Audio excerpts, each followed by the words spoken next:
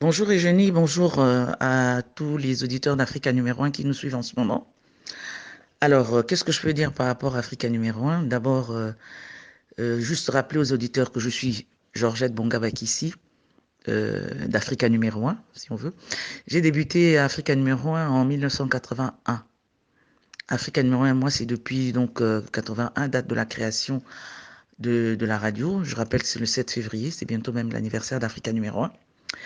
Alors, Africa numéro un lancé. Africa numéro un a souhaité recruter des animateurs, du moins ceux ou celles qui se sentaient une âme d'animateur, de producteur d'émissions, etc. Et c'est mon frère aîné, qui le premier a cru en moi. Et il m'a recommandé de me présenter. La première fois que je suis allée, et tout de suite je me suis découragée tellement il y avait du monde.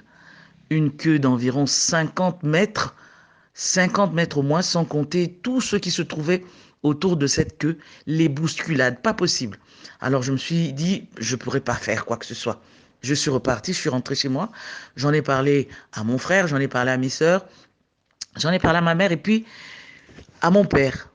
Ce dernier, mon père n'était vraiment pas content de moi. Il m'a traité de tous les noms, de partisane du moindre effort. Il m'a rappelé qu'il ne sera toujours pas là pour moi. Il ne me tiendra pas toujours la main. Donc ça a été un choc, ça a été un stimulant en même temps, un déclencheur. Je me suis dit, tiens, il faut que je relève ce défi. Finalement, je suis reparti le lendemain, sans faire de bruit. Là, j'ai prévenu personne. Je suis allé et c'est Marcel Moulongui, paix à son âme, il n'est plus de ce monde.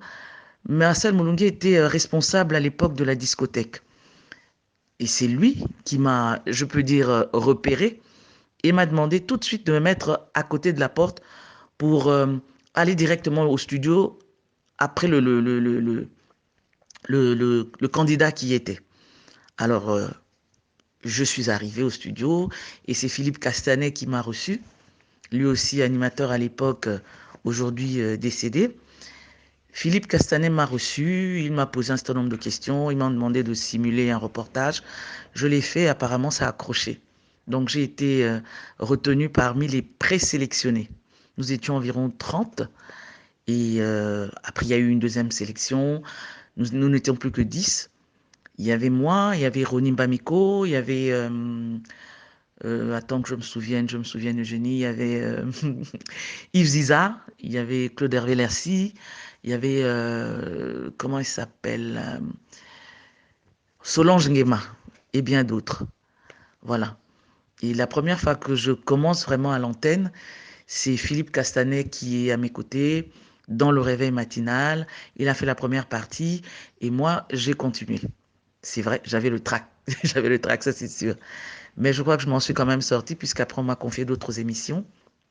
Il y avait Kaléidoscope que j'ai fait, une émission qui présentait les différents pays africains avec, avec leurs particularités, bien sûr. Il y a eu Vol de nuit, c'était le courrier du cœur des auditeurs. Radio Star, les stars qui parlaient de tout sauf de leur art. Je recevais des artistes musiciens, des comédiens.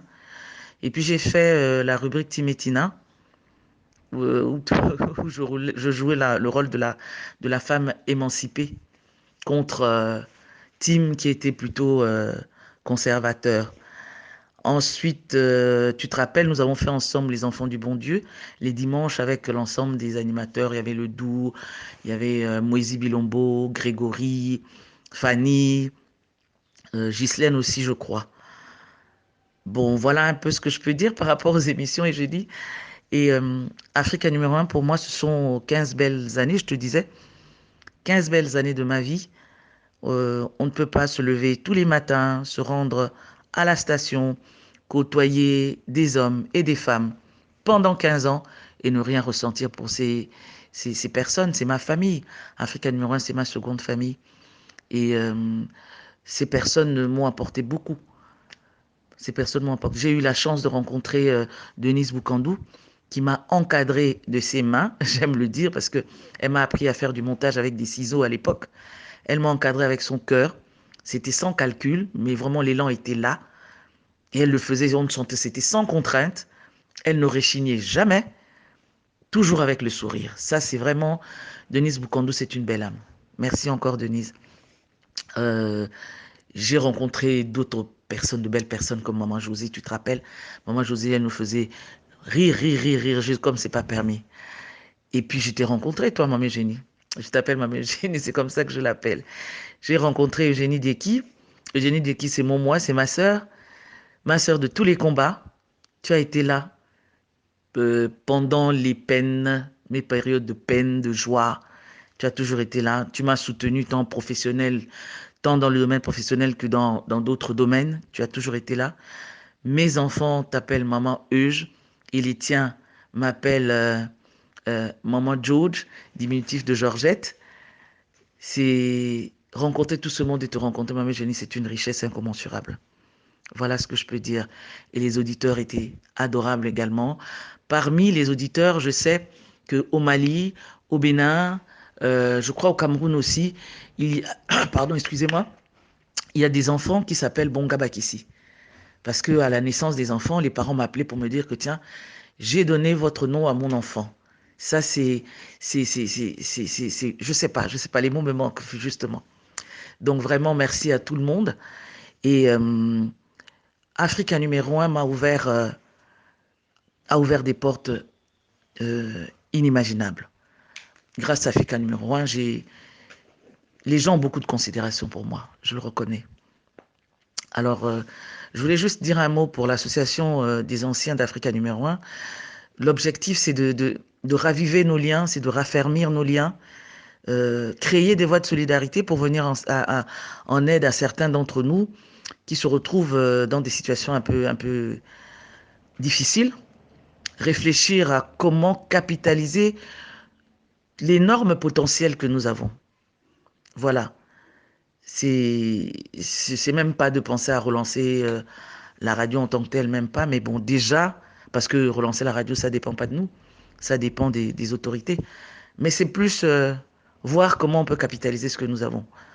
Nous pouvons peut-être nous retrouver en regroupement, faire des reportages à notre niveau, et puis